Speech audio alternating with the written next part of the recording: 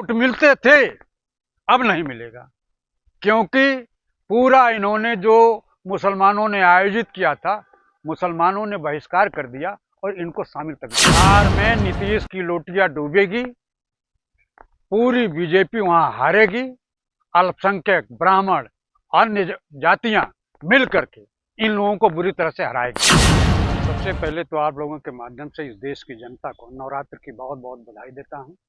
और आपने जो सवाल किया, आरएसएस तो मुसलमानों का विरोधी है, भारतीय जनता पार्टी मुसलमानों की विरोधी है, लेकिन इनसे ज्यादा विरोधी नीतीश कुमार जी हैं, चंद्रबाबू नायडू हैं, चिराग पासवान है, जयंत चौधरी हैं। इन लोगों ने मुसलमानों के पीठ में चूरा भोंका है।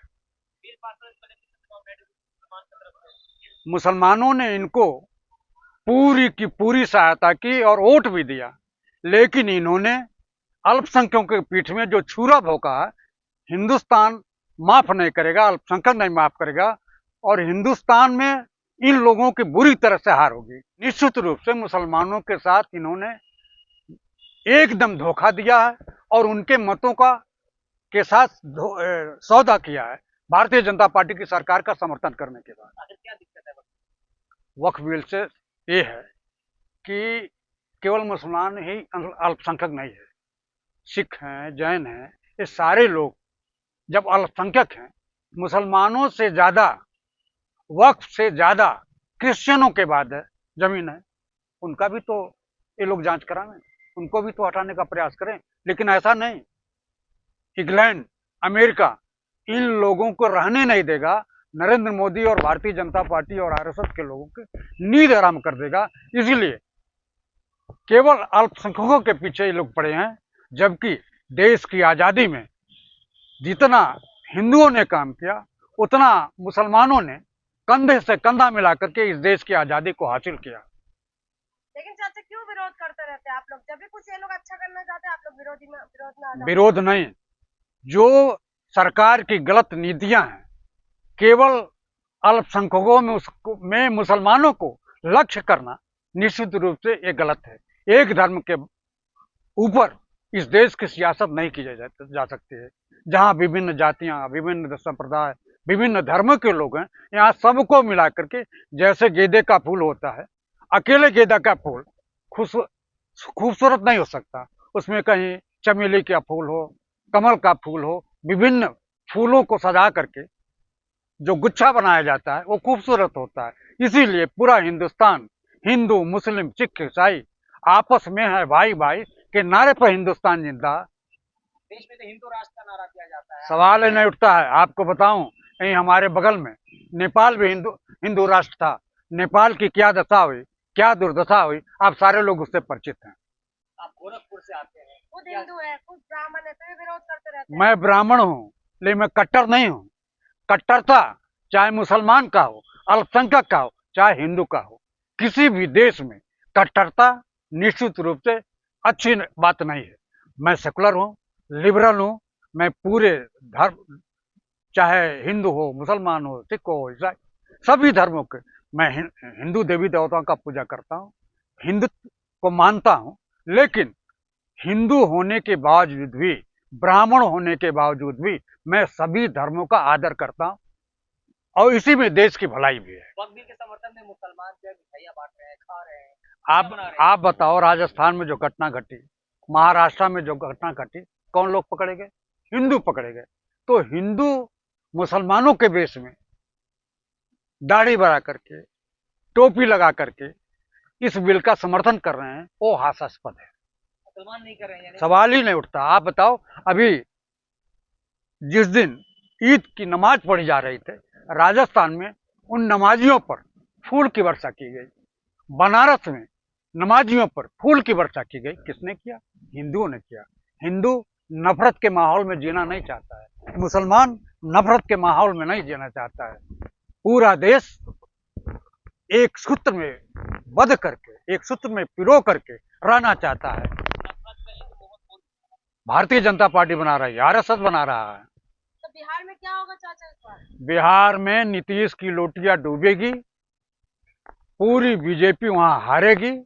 अल्पसंख्यक, ब्राह्मण, अन्य जातियां मिल करके इन लोगों को बुरी तरह से हराएगी।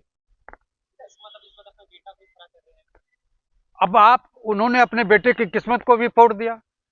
जब मुसलमानों के वक्फ बिल बोर्ड पर भारतीय जनता पार्टी के सरकार का समर्थन कर रहे हैं तो निश्चित रूप से इनके हार की शुरुआत हो गई। ये लोग देशद्रोही हैं, समाजद्रोही हैं, अल्पसंख्यक द्रोही हैं। इन लोगों की बुरी हार होगी।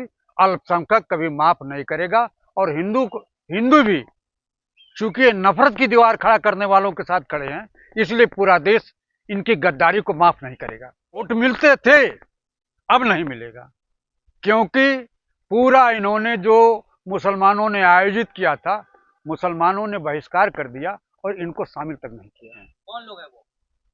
हिंदू मुस्लिम बन करके, टोपी लगा करके, दाढ़ी बढ़ा करके। ऐसा भी होता है? निश्चित रूप से। आप बताओ, दाढ़ी बढ़ा करके तो महाराष्ट्र में केस कर दिया, सांप्रदायिक दंगा फैला दिया।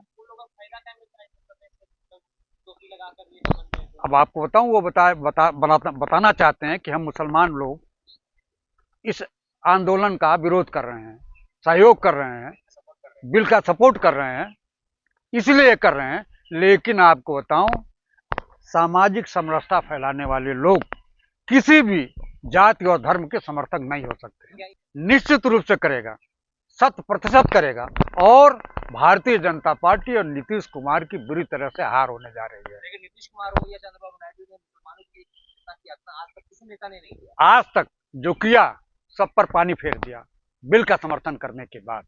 अब इस देश का अल्पसंख्यक किसी भी हालत में नीतीश का, चंद्रबाबू नायडू का, इन लोगों का समर्थन अब मुस्लिम वर्ग, अल्पसंख्यक वर्ग नहीं करेगा। आप भी विरोध कर रहे हैं वक्फ बोर्ड का? नहीं, क्यों नहीं करेंगे? वक्फ बोर्ड में जांच कराने की आवश्यकता क्या है? ये बिल लाने की आवश्यकता क्या है? आज इसलिए लाया जा रहा है, हमारा और आपका, सारे लोगों का दिमाग भ्रमित करने के लिए, दिमाग दूसरे तरफ कन्वर्ट करने के लिए, क्योंकि वो टैरिफ लागू करना चाहता है। आज से लागू करेगा तो आपका दिमाग उधर से हटा करके इस पर रहे, इस पर चर्चा हो देश में, जिससे टैरिफ के बारे में देश की जनता को जानकारी न हो सके।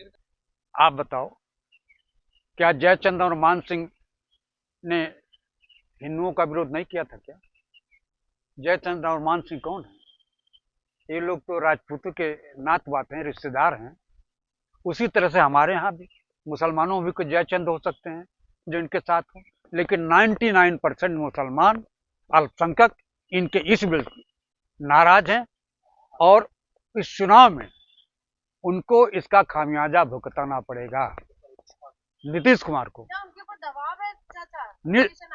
निश्चित रूप से कहीं न कहीं इन लोगों की गलती है, कहीं न कहीं कोई कमी है।